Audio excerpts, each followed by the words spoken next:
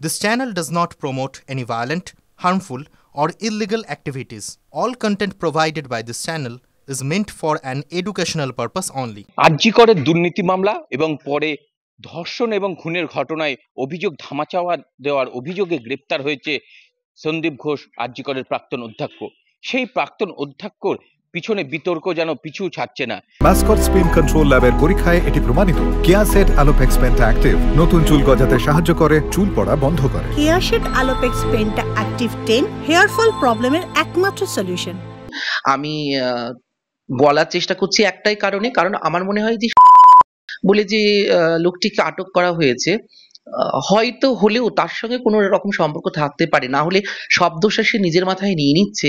এমনিতে কেউ নিজের মাথায় দোষটা নেবে না। আর ওনার যেরকম স্বভাব, তাতে যে উনি এরকম সম্পর্ক সাথে লিপ্ত থাকবেন না, এটা কোনো গ্যারেন্টি নেই।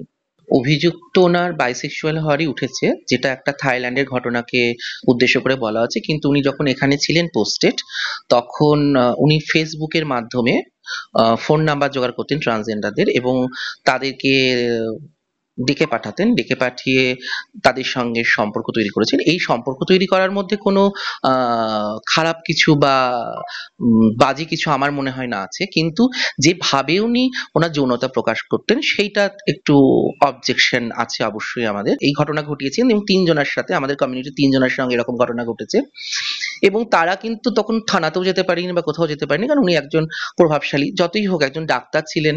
তিনি গ্রেপ্তার হওয়ার পর থেকেই কিন্তু এই ঘটনা সামনে আসতে শুরু করেছে, তার বিরুদ্ধে এইরকম বৃহত্তর অভিযোগও উঠে আসতে শুরু করেছে।